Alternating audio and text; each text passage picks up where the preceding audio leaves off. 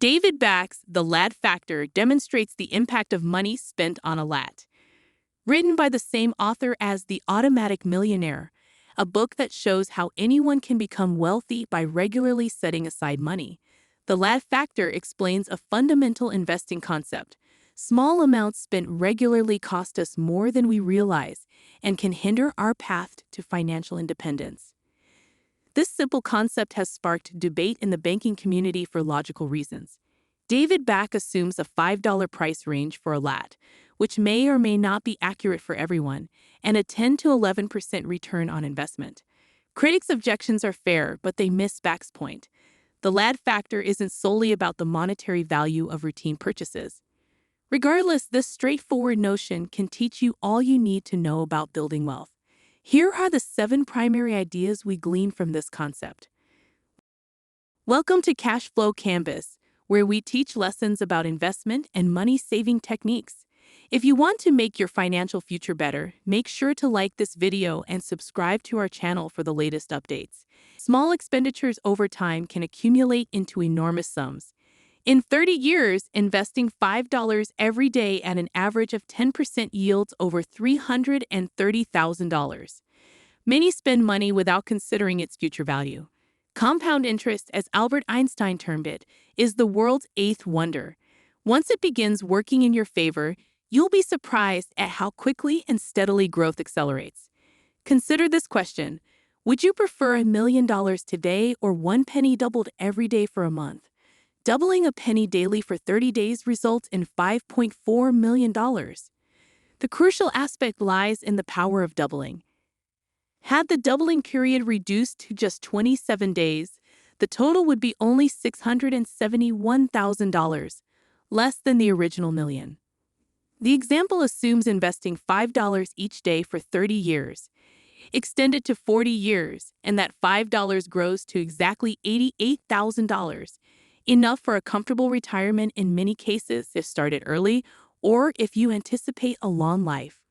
Conversely, allocating $5 daily for only 20 years would yield nearly $115,000. This demonstrates how amounts escalate rapidly with time. The duration your money remains invested determines its growth. Beginning to invest early holds significant value. Warren Buffett is a prime example. He started investing at 11 and is now 90. This extensive period is among the most crucial, if not the most crucial, factors in his current wealth. Critics argue that Bach's estimated 10% or 11% return is unrealistic. They suggest that while occasional high returns are possible, sustaining them over an extended period might not be feasible. This argument holds weight because even slight adjustments in your returns can lead to substantial changes over time. However, over the last 90 years, the S&P 500 has averaged a return of nearly 10% annually. Yet this doesn't guarantee perpetual market growth. It may slow down, offering minimal or no growth. Conversely, the S&P 500 could experience rapid growth, or one could invest in a growth fund focused on stocks expected to outpace the average growth rate. $5 invested every day for 30 years at a 10% return results in $330,000. However, if the same money achieved a more reasonable 7% return, it would amount to $184,000, a significant difference. This underscores one of the primary reasons behind Warren Buffett's success. He has historically outperformed the market. Coupled with his long investment tenure, it's almost a guarantee of substantial wealth, more than what you'd spend on lattes.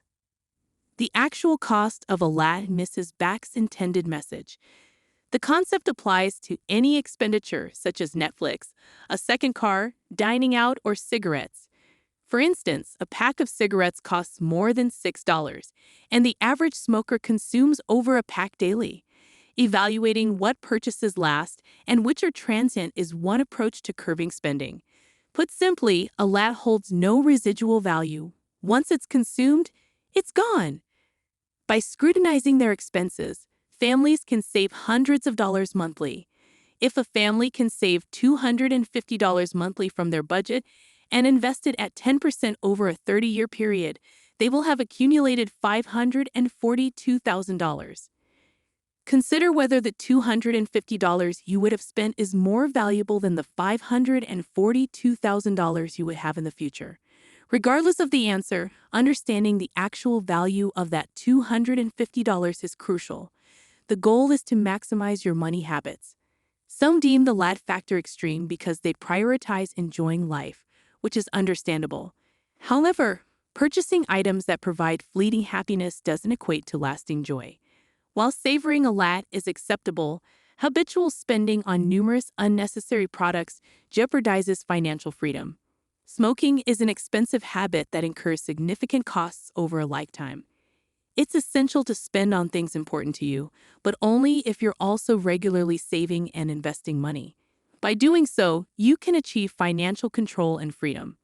Many lack self-control and shift blame elsewhere, avoiding accountability.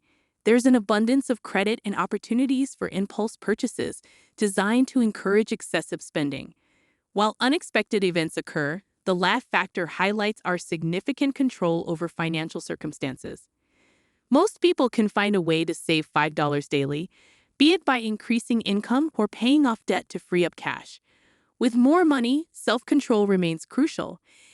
In fact, as wealth grows, exercising self-control becomes even more critical to avoid costly financial mistakes that could potentially undo a lifetime of hard work. Small amounts matter. Don't underestimate the power of a dollar when invested and compounded over time. While a single dollar seems insignificant initially, its future possibilities are astounding. Spending on desires and needs is common, but every dollar saved and invested grows. The fundamental principle of saving small amounts over time allows individuals to accumulate wealth regardless of income level. Understanding the potential of a $5 bill can encourage responsible financial decision-making. As we conclude, I'd like to thank you for watching. I hope you found value in this video and learned something new, and I look forward to seeing you in our future videos.